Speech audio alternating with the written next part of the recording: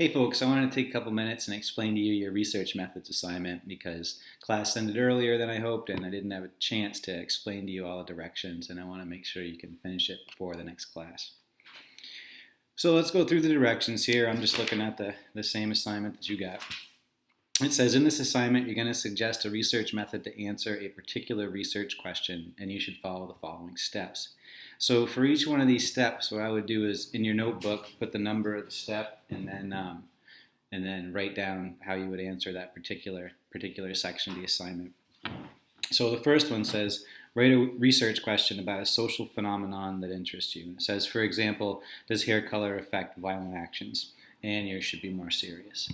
So for example, you can think of a phenomenon that you're interested in, like violence or drug abuse, or college, or really anything at all that you'd like to know how it affects some other particular phenomenon. So for example, let's say, how does stress affect heart rate? This is one that I have another handout for you for, but we'll say, how does stress affect heart rate? I'm wondering, that's my research question. So for number one, I write, I wonder how stress affects heart rate. Pretty straightforward. And then number two says, write a hypothesis that suggests an answer to your research question. And so this essentially is your educated guess about your question. So I'm thinking stress is probably going to increase heart rate. So that's my hypothesis, right? My hypothesis is increased stress will increase heart rate. Make sense? And then it says label your independent and dependent variables.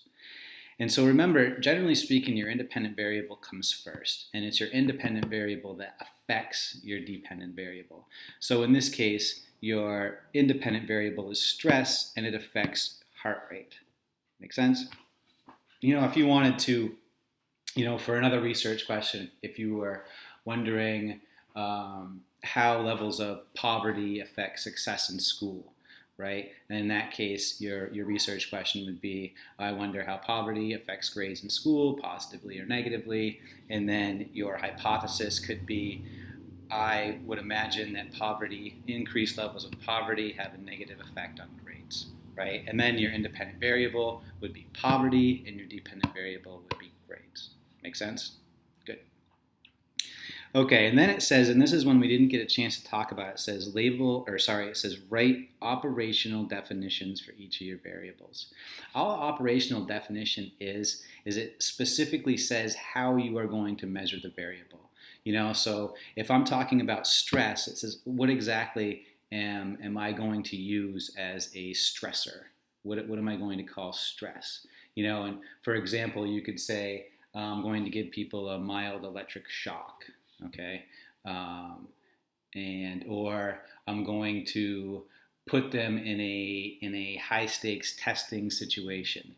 All right, that's going to be my operational definition for stress, is say the SAT test. Okay, and then for your dependent variable, your operational definition of heart rate would be, say, beats per minute. Right, so you could, and then in your experiment you could say, when kids go in to take the SAT test, we're going to measure their heart rate before the SAT test to get a baseline. And then when they go in and begin taking the test, they'll be hooked up to some sort of pulse monitor, and we'll see what happens to their heart rate. Does that make sense? Good. So in our other example of a hypothesis with poverty and grade level, your operational definition for poverty could be, for example, people who come from families who make less than $18,000 a year. That's your operational definition. Or it could be at a place like MCI, people who qualify for free and reduced lunch is another way to measure poverty. And then for your operational definition for grades could be their cumulative GPA, right? So grades are your variable, in this case your dependent variable, but your operational definition is cumulative GPA. How exactly are you going to measure that variable? Okay, good. And so then it says, suggest one possible intervening variable that could make your correlation spurious. And here you have two new vocab words, right? One is an intervening variable, and two is a spurious correlation. An intervening variable is a third variable that could affect your dependent variable in a way that could mess up your experiment. So for example, if you're talking about how being at the SAT test could affect your heart rate, an intervening variable could be where you were sitting, right? Are you sitting close to the front of the classroom, near a proctor or a teacher, and that might stress you out, right? An intervening variable would be seat placement. An intervening variable could be how much a student had to eat that day, right? If they were hungry, maybe they're going to be more stressed out. An intervening variable could be lighting, right? Maybe the lighting isn't good enough and you can't see your paper, and therefore it makes you more stressed out. Really, it can be any other thing that's going to affect your dependent variable. For our hypothesis about how poverty might affect grade point average or grades, an intervening variable could be abuse in the family. It could be could be time of year. Maybe people's grades tend to go up in the spring and down in the winter, which is actually true. So really, intervening variable, any variable that could change your dependent variable in a way that could make your study less reliable or valid. Okay. And then a spurious correlation, right? And this is the last word on number 5. A spurious correlation is a correlation, remember, which is a relationship between two variables, right? Like, for example, poverty goes up and then grade point average goes down, right? That's a correlation. You get poverty and you got grade point average, right? A spurious correlation is a correlation where the independent variable isn't causing the change, right? The intervening variable is, and so if we're talking about poverty affecting grade point average, if it's not actually the poverty that's affecting the grade point average, let's say that the intervening variable is a bad teacher, right?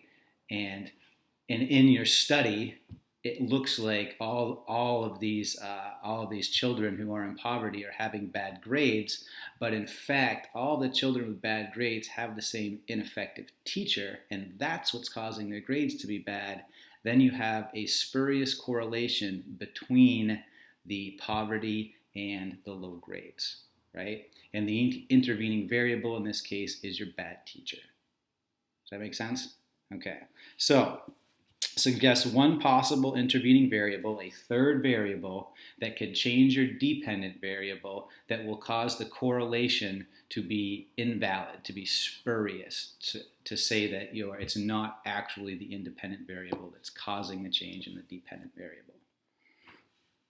Okay, then you select a research method, and this one should be pretty straightforward because these are the vocab terms we were talking about. Some of them we didn't get a chance to discuss, but I think the definitions are pretty straightforward. So then it just says, okay, so how are you going to decide whether or not poverty affects grade point average, or how stress is going to affect heart rate?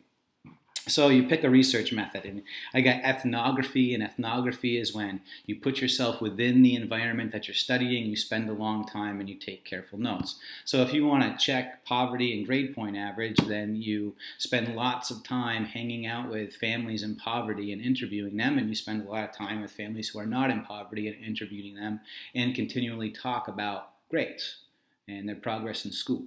Okay, that's an ethnography. An interview, pretty straightforward. You're going to sit down with a bunch of kids in poverty, a bunch of kids not in poverty, and you're going to talk with them about their grade point average. Okay, and then the comparative historical method just means you would go through all the records of the grades and all the records of income level and check in history how one might affect the other.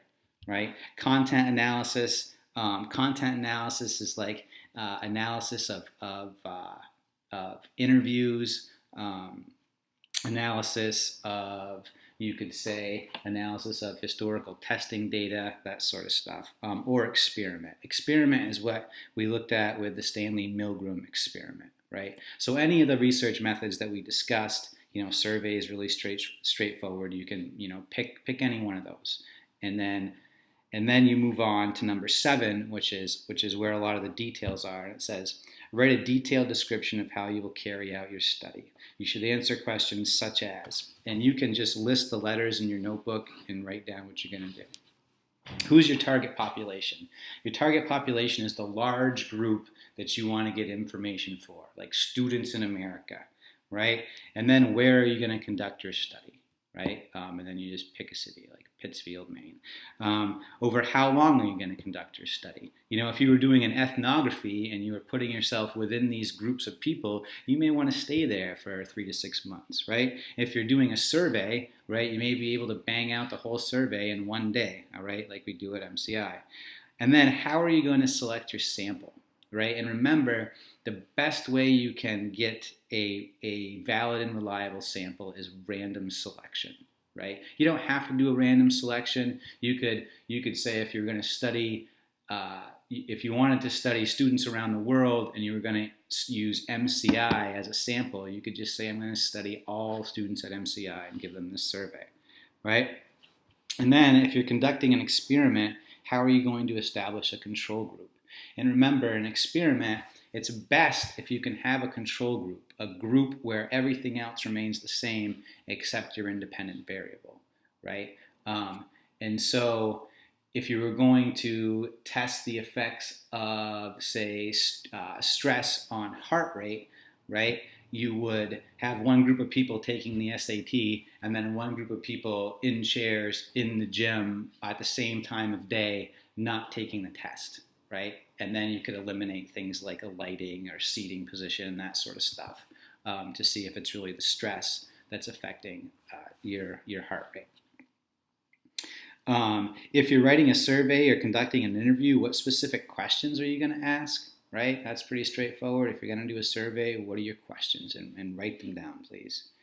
If you're using comparative historical method, which particular sources are going to use, right? Are you going to use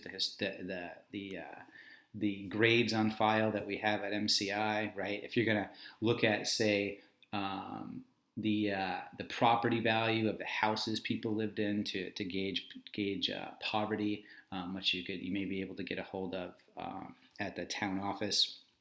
If you're conducting a content analysis, what particular sources and variables such as words are you going to look for? And so, like content analysis, let's say you're looking, let's say you're studying newspapers, that's your content, and you're going to analyze whether or not during an election year there's more or less mentions of terrorism, right? And so election year is your independent variable, mentions of terrorism is your dependent variable. And so what you do when you go through the newspaper, right, is you're specifically looking at the dates of the newspaper, and then the words you're looking for are terrorism, right? And you're going to see if there's a correlation between those two. And then what ethical issues should you think about before conducting your study?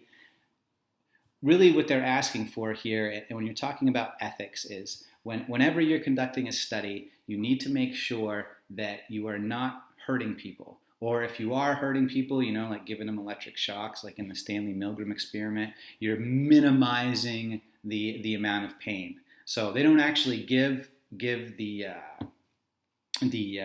student in the Milgram experiment electric shocks, but they do shock the test subject, the person coming in who doesn't actually know the nature of the experiment, but they make sure the shock's minimized. The other huge ethical issue with that study we watched on TV, the Milgram experiment, that they didn't talk about, and that you should if you suggest a study like that, is imagine you're one of these people, and at the end of the experiment, you realize that you just killed somebody because you took some orders, right? How does that make you feel?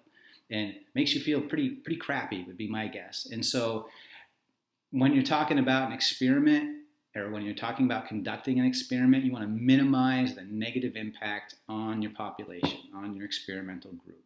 And that's something you should really take into consideration if you're doing things like showing people how they could be a murderer. Okay?